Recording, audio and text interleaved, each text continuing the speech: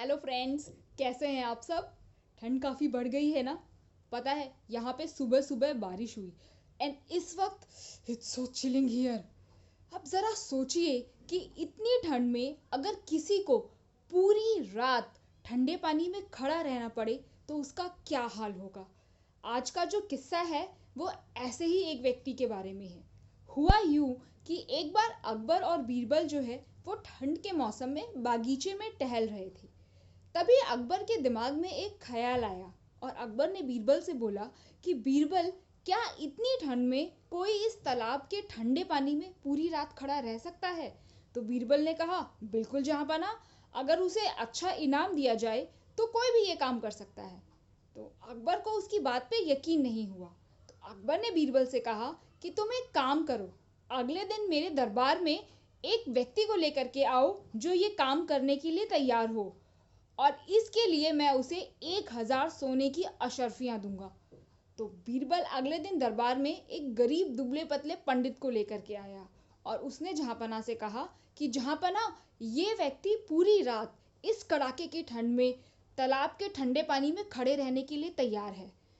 तो फिर अकबर ने बोला कि ठीक है, अगर तुम ये चुनौती पूरी कर लेते हो तो कल मैं तुम्हें 1000 सोने की अशर्फियां दूंगा। अब वो व्यक्ति इतनी ठंड में पूरी रात ठंडे पानी में खड़ा रहा।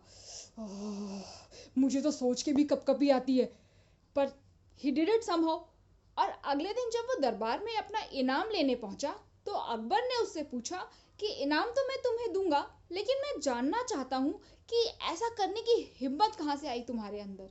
तो उस पंडित ने बोला कि जहाँपनाह, दूर एक मंदिर में दिया जल रहा था, तो मैं पूरी रात सिर्फ उस दिए को देखता रहा और ये सोचता रहा कि उस दिए से जो गर्मी, जो आँच है वो मुझ तक पहुँच रही है, और ऐसा सोचने से मुझे हिम्मत मिली कि मैं पूरी रात ठंडे पानी में खड़ा रह सकूं। तो अकबर को गुस्सा आया। अकबर ने बोला कि अरे, ये तो चीटिंग हुई, तुम्हें तो दिए की गर्मी मिल रही थी, फिर तो मेरा चुनौती जो है वो पूरी हुई नहीं है, तो मैं तुम्हें कोई इनाम नहीं दूंगा। अब बीरबल को बहुत बुरा लगा। आपको भी सुन के बुरा लग रहा है ना। बेचारा ठंडे पानी में खड़ा रहा और उसे कोई इनाम भी नहीं मिला। तो बीरबल ने सोचा कि अगर इस वक्त मैं जहाँपनाह को कुछ बोलूँगा तो वो गुस्सा हो जाएंगे, नाराज़ हो जाएंगे, तो मैं उन्हें अपने तरीके से समझाता हूँ। अब अगले दिन अकबर और बीरबल को जो है वो जंगल में शिकार के लिए जाना था। तो बीरबल सुबह सुबह दरबार में नहीं पहुंचा। अकबर ने इंतज़ार किया। फिर अकबर ने एक सिपाही को भेजा। सिपाही बीरबल के घर से वापस आया और सिपाही ने आके अकबर को बोला कि जहाँपनाह, बीरबल जो है वो खिचड़ी बना रहे हैं, जैसे ही उनकी खिचड़ी बन जाएगी वो आ जाएंगे।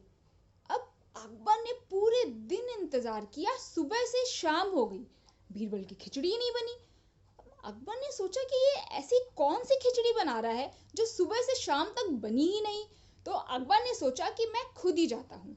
अकबर बीरबल के घर गए तो वहां पे जाके उन्होंने देखा कि छत के ऊपर एक मटका टंगा हुआ है जिसमें पानी, दाल, चावल, खिचड़ी का सारा सामान रखा है, और नीचे आग जल रही है।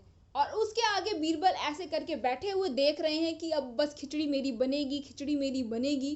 तो ये देख करके अकबर ने बोला कि भाई, ऐसे तो तुम्हारी खिचड़ी कभी बनेगी ही नहीं, तुमने आग नीचे जलाई है और मटका जो है वो ऊपर टंग रहा है। तो बीरबल ने मुस्कुराते हुए कहा कि जहाँपनाह, अगर उस पंडित को इतनी दूर मंदिर में जल रही दिए के आंच से गर्मी मिल सकती है, तो ये तो सिर्फ मैंने 10 फीट ऊंचा ही टांगा है। अब अकबर के समझ में आ गया कि माजरा क्या है, और उनको ये भी समझ में आ गया कि पंडित के साथ उन्होंने बहुत गलत किया। तो अगले दिन उन्होंने उस पंडित को बुलाया और उसे 1000 की बजाय 2000 अशर्फियां इनाम में दी। तो दोस्तों, कैसा लगा ये किस्सा। आई होप आपको ये किस्सा पसंद आया होगा। तो फटाफट से मेरा यूट्यूब चैनल सब्सक्राइब करिए ताकि आगे मैं जो भी किस्से और कहानियाँ लेकर के आऊँ, कोई भी किस्सा आपसे मिस ना हो। और हाँ, इसे शेयर ज़रूर करिएगा ताकि आपके फ्रेंड्स भी ये किस्से और कहानियाँ एंजॉय कर सकें।